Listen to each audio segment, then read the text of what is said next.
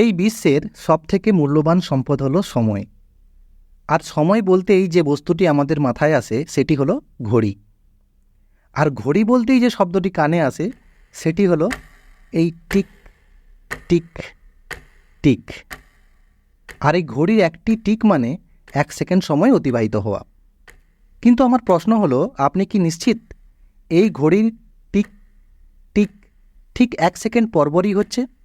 যদি আপনি নিশ্চিত হন যে ঘড়ির দুটি টিকটিকের মধ্যবর্তী সময় 1 সেকেন্ড, তবে আপনি সেটা কিভাবেই বা নিশ্চিত হলেন?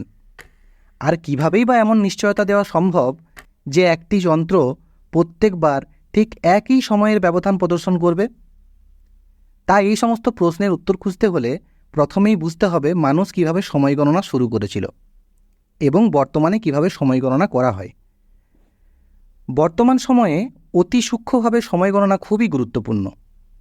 কারণ প্রথমত প্রযুক্তির কল্যাণে পৃথিবীর সকল মানুষ পরস্পরের সাথে কানেক্টেড, যার কারণে সকলের সময় গণনা এক এবং অভিন্ন হতে হবে। দ্বিতীয়ত, বর্তমানে পরিমাপের অন্য সকল মৌলিক এককগুলি সেকেন্ডের উপর নির্ভরশীল, যার ফলে সেকেন্ডের সংজ্ঞা কিংবা 1 সেকেন্ড আসলে যতটুকু সময় তা থেকে একটু এদিক সেদিক হওয়া মানেই অন্য সব কিছুকে প্রভাবিত করা, যার ফলে সেকেন্ডের অতি সূক্ষ্ম পরিমাপ খুবই গুরুত্বপূর্ণ। তাই চলুন আজকে এই সময় নির্ণয়ের ইতিহাস সম্পর্কে একটু জেনে আসি।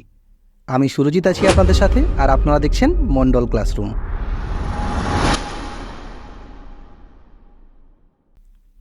মনে করুন পৃথিবীতে কোনো প্রকার ঘড়ি নেই। এখন এমন একটা পৃথিবীতে আচমকা রাতে আপনার ঘুম ভেঙে গেলে আপনি কিভাবে বুঝবেন যে তখন রাত কটা বাজছে, কিংবা কতটুকু রাত অতিক্রম হয়েছে, কিংবা ভোর হতে আর কতটুকু সময় বাকি? কিছুটা চিন্তায় পড়ে গেলেন, তাই তো? ঠিক এই একই সমস্যায় পড়েছিলেন আমাদের পূর্বপুরুষেরা। তাই প্রথম দিকে শুধুমাত্র ঋতুর পরিবর্তন বোঝার জন্য সময়ের গণনা শুরু হয়। কারণ ঋতুর পরিবর্তন হওয়া মানে আবহাওয়ার পরিবর্তন, যেমন গ্রীষ্ম, বর্ষা, শীত। আবার এই ঋতুর সাথে রয়েছে ফসলের সম্পর্ক। তার ফলে কতটা সময় পরপর ঋতুর পরিবর্তন হয় তা গণনার প্রয়োজন ছিল। সময় গণনার সবচেয়ে প্রাচীন নিদর্শন পাওয়া যায় লাসো কেপে থাকা পেন্টিংয়ে। প্রায় 17,000 বছর আগে ক্রো-ম্যাগনন মানুষের আঁকা এই পেন্টিংগুলিতে প্রাণীর ছবির পাশাপাশি কিছু ডট দেখা যায়। ধারণা করা হয় এই ডটগুলির সাহায্যে সেই সময়ের মানুষেরা তাদের বিভিন্ন সময়ের অবস্থা বোঝানোর চেষ্টা করত, যেমন পূর্ণচাঁদ, অর্ধপূর্ণচাঁদ ইত্যাদি, যার মাধ্যমে পরবর্তীতে কোন ঋতুটি আসতে চলেছে তা বোঝা যেত। পরবর্তীতে সময়ের সাথে সাথে সময়কে আরও ছোট অংশে গণনার প্রয়োজনীয়তা সামনে আসে। দিনের দৈর্ঘ্যকে 12টি অংশে ভাগ করে গণনা শুরু করেন প্রাচীন মিশরীয়রা, এবং এটি তারা করেছিল সূর্যের মাধ্যমে। কোনো একটি বস্তুকে সূর্যের আলোতে রাখলে ওই বস্তু থেকে ছায়া তৈরি হয়। এখন আকাশে সূর্য যেহেতু এক স্থানে স্থির থাকে না, সেহেতু ছায়াও স্থির থাকে না। ছায়ার পরিবর্তনকে বিভিন্ন কৌশলে পরিমাপ করে মিশরীয়রা তৈরি করে সূর্য ঘড়ি বা সানডায়াল। এর মাধ্যমে দিনের বেলা কতটুকু সময় অতিবাহিত হয়েছে তা বোঝা যেত। কিন্তু এই পদ্ধতিতে রাত্রের বেলা গণনা সম্ভব নয়, কারণ রাত্রেবেলা সূর্য থাকে না। এই সমস্যার সমাধানে বিভিন্ন জায়গায় বিভিন্ন পদ্ধতির উদ্ভব হয়। যেমন একটি মোমবাতি জ্বালিয়ে পাশে একটি দাগ টেনে দিলে কতটুকু মোম পুড়ল তা থেকে সময়ের আইডিয়া পাওয়া যায়। আবার একটি ছিদ্রযুক্ত পাত্রে জল বা মিহি বালি নিয়ে পাত্রের গায়ে দাগ টেনে দিলে কতটুকু জল বা বালি ছিদ্র দিয়ে নিচে পড়ল তা থেকে সময়ের ধারণা পাওয়া যায়। সময় গণনার ওই পদ্ধতিগুলি শিল্পায়নের আগে পর্যন্ত খুব কার্যকরী ছিল। শিল্পায়নের পর সময়ের আরও সঠিক গণনার প্রয়োজনীয়তা সামনে আসে, কারণ তখন সময় হিসাবে কাজ করা শুরু হয়, যার ফলে সময়কে আরও ছোট অংশে ভাগ করে গণনার দরকার সামনে আসে। পৃথিবী তার নিজ অক্ষে একবার ঘোরার সময়কে 24 ঘন্টায় বিভক্ত করা হয়। পরবর্তীতে প্রতি ঘন্টাকে 60 ভাগে ভাগ করে 1 ভাগকে মিনিট, আবার মিনিটকে 60 ভাগে ভাগ করে 1 ভাগকে সেকেন্ড নাম দেওয়া হয়। এখন এই যে সময়কে 60 ভাগে ভাগ করা হয়েছে, এই 60-এর ধারণা কিন্তু বহু পুরানো। খ্রিস্টপূর্ব প্রায় 3,500 বছর পূর্বে ব্যাবিলিয়নরা সেক্সাডেসিমাল পদ্ধতি ব্যবহার করত। এখন প্রশ্ন হচ্ছে যে দিনের দৈর্ঘ্যকে 12 ঘন্টায় ভাগ করা হলেও আবার 1 ঘন্টাকে কেন 60 ভাগে ভাগ করা হলো? মনে করা হয় মিশরীয়রা হাতের আঙুলের হিসেবে দিনের দৈর্ঘ্যকে 12 ভাগে ভাগ করেছিল। এই 12কে চাইলে বেশ কিছু ভাগে ভাগ করা যায়, যেমন 2 ভাগ, 3 ভাগ, 4 ভাগ, এবং তার ফলে কোনো অবশিষ্ট থাকে না, যা হিসেবকে সহজ করত।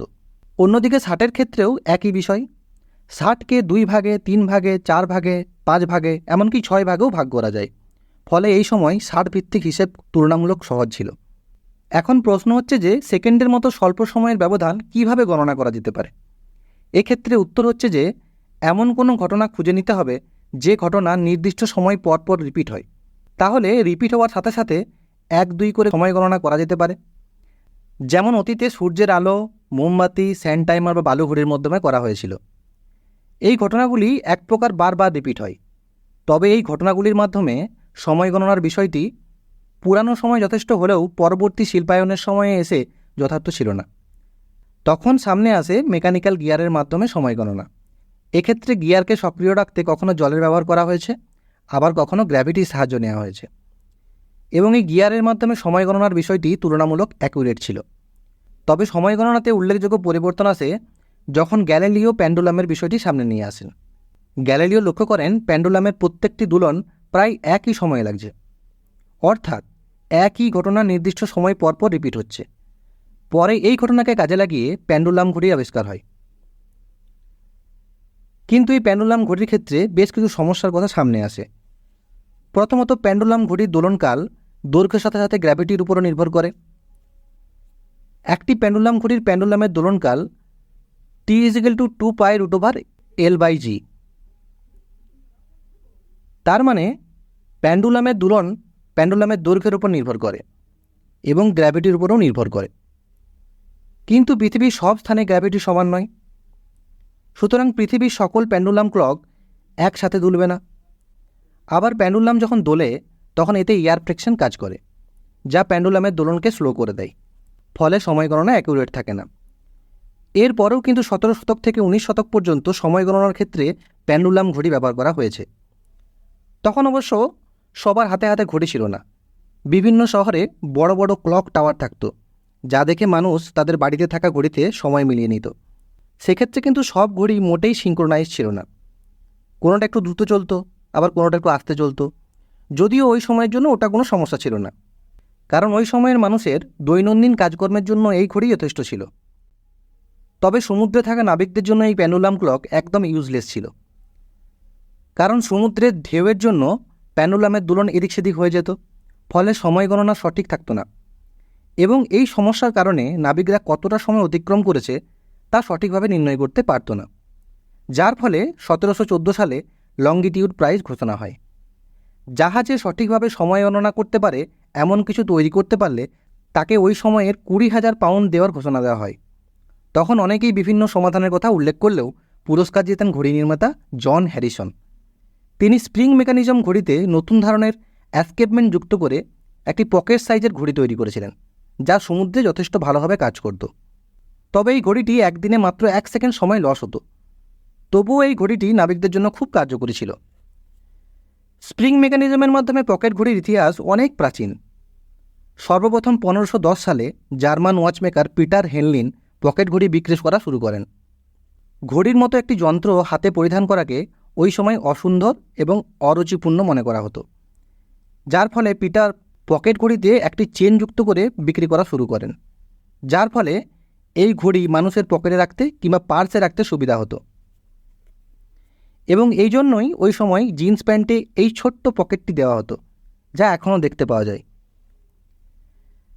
তা যাই হোক, স্প্রিং বা গিয়ার মেকানিজমের মাধ্যমে যত ঘড়ি তৈরি করা হোক না কেন তা সময়ের সাথে সাথে স্লো হয়ে যায়। অর্থাৎ কিছুদিন পর পর ঘড়িতে এক্সট্রা সময় বাড়িয়ে নিয়ে ঘড়ির সময় ঠিক করে নিতে হয়। যার ফলে জন হ্যারিসনের পরবর্তী সময়ে কিভাবে ঘড়ির সময় গণনা অ্যাকুরেট করা যায় তা নিয়ে কাজ চলে, এবং সবচেয়ে বড় সাফল্য আসে আমেরিকান সায়েন্টিস্ট ওয়ারেন মেডিসনের হাত ধরে। তিনি 1927 সালে কোয়ার্টজ ক্লক আবিষ্কার করেন। কোয়ার্টজ হচ্ছে সিলিকন ডাইঅক্সাইডের ক্রিস্টাল। এই ক্রিস্টালের বৈশিষ্ট্য হচ্ছে এতে ইলেকট্রিসিটি অ্যাপ্লাই করলে এটি কাঁপতে থাকে, অর্থাৎ কম্পিত হয়, এবং এই কম্পন রেট প্রায় কনস্ট্যান্ট থাকে। এখন 1 সেকেন্ড সময়ে কতটি কম্পন সংঘটিত হয় তা জানা গেলেই কোয়ার্টজের মাধ্যমে ঘড়ি তৈরি করা সম্ভব, এবং এই ভাবনাকে কাজে লাগিয়েই পরবর্তীতে তৈরি হয় কোয়ার্টজ ক্লক।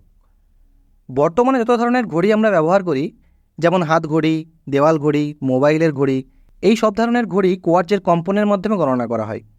ঘড়ির মতো যে কোনো ডিভাইসের মধ্যে এরকম একটি ক্রিস্টাল অসিলেটর সার্কিট থাকে, যার মধ্যে একটি নির্দিষ্ট মাপের কোয়ার্টজ ক্রিস্টালের টিউনিং ফর্ম বসানো থাকে, যা সেকেন্ডে 2^15 বা 32,768 বার কম্পিত হয়, যার মাধ্যমে বর্তমান সময়ের ডিভাইসগুলি সময় গণনা করে থাকে। এখন প্রশ্ন হচ্ছে 32,768 বারই কেন, 30,000 বার বা 32,000 বার নয় কেন? এর উত্তর হচ্ছে সেকেন্ডের অতীতের সংজ্ঞা। প্রথমে সেকেন্ডের সংজ্ঞা ছিল একদিনে যতটুকু সময় তার 86,400 ভাগের 1 ভাগ সময়ই হবে 1 সেকেন্ড। কিন্তু সমস্যা হচ্ছে একদিনে যতটুকু সময় তা সবসময় সমান থাকে না, কারণ পৃথিবী তার নিজ অক্ষে সবসময় সমান গতিতে ঘোরে না। এই গতি বিভিন্ন কারণে ওঠানামা করে। এমনকি বর্তমানে পৃথিবীর যে ঘূর্ণন স্পিড তা অতীতের তুলনায় অনেক কম। যেমন ডেভিনিয়ন পিরিয়ডে পৃথিবীর ঘূর্ণন স্পিড এত ছিল, তখন 1 বছরে পৃথিবী তার নিজ অক্ষে 400 বার ঘুরত, অর্থাৎ 22 ঘন্টায় একদিন হতো। সেই অবস্থা থেকে স্পিড কমতে কমতে আজকের অবস্থায় এসেছে এবং ভবিষ্যতে আরও কমবে। তবে এই স্পিড কমার বিষয়টি খুবই স্লো প্রসেস। এখন পৃথিবী নিজ অক্ষে ঘূর্ণনের বিষয়টি যেহেতু কনস্ট্যান্ট নয়, ফলে পরবর্তীতে সেকেন্ডকে সূর্য বছরের মাধ্যমে সংজ্ঞায়িত করা হয়। পৃথিবী সূর্যের চারিদিকে ঘুরতে যেটুকু সময় লাগে তার 3,15,56,925.9747 ভাগের 1 ভাগ সময়কে বলা হবে সেকেন্ড। কিন্তু এক্ষেত্রেও সমস্যা দেখা দেয়। অন্য গ্রহের গ্র্যাভিটি, অ্যাস্ট্রয়েড সহ বিভিন্ন কারণে পৃথিবী সূর্যের চারিদিকে ঘোরার সময়টা কনস্ট্যান্ট থাকে না। দেখা যায় কয়েক হাজার বছরের ব্যবধানে এই সময়টা কয়েক সেকেন্ড এদিক সেদিক হয়ে যায়, যার ফলে এর মাধ্যমে সেকেন্ডকে সংজ্ঞায়িত করা যায় না। এখন সূর্য বছর অনুযায়ী সেকেন্ডের ব্যাপ্তি কত হবে তা আমরা জানি, কিন্তু এই সময়টুকুকে এমন কিছুর মাধ্যমে সংজ্ঞায়িত করার প্রয়োজন যা সময়ের সাথে সাথে পরিবর্তন হবে না। অর্থাৎ মূল কথা হচ্ছে আমরা সময়ের এমন একটি ইউনিট বেছে নেব যাকে অপরিবর্তনশীল কোনো কিছুর মাধ্যমে সংজ্ঞায়িত করা যায়। কিন্তু কোয়ার্টজ ক্রিস্টালের মাধ্যমে সেই সংজ্ঞা সম্ভব নয়, কারণ কোয়ার্টজ ক্রিস্টালকে একটি নির্দিষ্ট সাইজে কাটলেই তা থেকে সেকেন্ডে 2^15 বা 32,768 বার কম্পন পাওয়া যায়। এই সাইজ থেকে কম বা বেশি হলেই কম্পনের সংখ্যা এদিক ওদিক হয়ে যাবে। এছাড়াও কোয়ার্টজের কম্পন তাপ, চাপ দ্বারা প্রভাবিত হয়। তাই কোয়ার্টজ ক্রিস্টালের মাধ্যমে তৈরি করা ঘড়ি প্রতি বছরে 1 থেকে 25 সেকেন্ড পর্যন্ত সময় লস হতে পারে। তার মানে কোয়ার্টজ ক্রিস্টাল আমাদের দৈনন্দিন জীবনের জন্য যথেষ্ট হলেও টেকনোলজি সেই সাথে সময়ের সংজ্ঞার জন্য পারফেক্ট নয়। তখন সামনে আসে অ্যাটমিক ক্লক। পরমাণুর কম্পনের সাহায্যে সময় গণনাকে বলা হয় অ্যাটমিক ক্লক। বর্তমান সংজ্ঞা অনুযায়ী সিজিয়াম-133 পরমাণুর 919,26,31,770 কোটি স্পন্দন সম্পন্ন হতে যে সময় লাগে তাই হচ্ছে 1 সেকেন্ড। এখন এই বিষয়টি কী তা বোঝবার জন্য সিজিয়াম পরমাণুর দিকে লক্ষ্য করতে হবে। সিজিয়াম পরমাণুর সর্বশেষ কক্ষপথে একটি ইলেকট্রন থাকে এবং এই ইলেকট্রন একটি নির্দিষ্ট ওয়েভলেন্থের মাইক্রোওয়েভ রেডিয়েশন শোষণ করতে পারে এবং সেই ফ্রিকোয়েন্সিটি হলো এটি। প্রথমে সিজিয়াম পরমাণুকে বাষ্পে পরিণত করা হয়, তারপর ম্যাগনেটিক ফিল্ডের মাধ্যমে হাই এনার্জি ইলেকট্রনকে আলাদা করে শুধুমাত্র লো এনার্জি ইলেকট্রনকেই এই ফ্রিকোয়েন্সির মাইক্রোওয়েভ রেডিয়েশনের মধ্য দিয়ে চালনা করা হয়।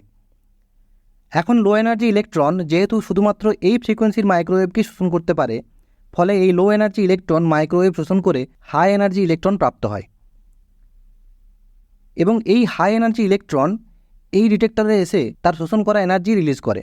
এখন ইলেকট্রন যে ওয়েভলেন্থের এনার্জি শোষণ করেছিল ততটা ওয়েভলেন্থের রেডিয়েশন নির্গত করে, যা আবার প্রথমে দেওয়া মাইক্রোওয়েভ রেডিয়েশনের সাথে যুক্ত করা থাকে, অর্থাৎ এটি একটি চক্রাকার সন্নিবেশ। তাহলে খেয়াল করুন, এটি হচ্ছে একটি পর্যায়বৃত্ত ঘটনা যা নির্দিষ্ট সময় পরপর ঘটছে, অর্থাৎ নির্দিষ্ট সময় পরপর এই detector high energy electron detect করছে, যার ফলে এর মাধ্যমে সময় গণনা অতীতের যে কোনো সময়ের চেয়ে অ্যাকুরেট হবে। এই জন্য অ্যাটমিক ক্লক অতি সূক্ষ্ম সময় গণনা যন্ত্র।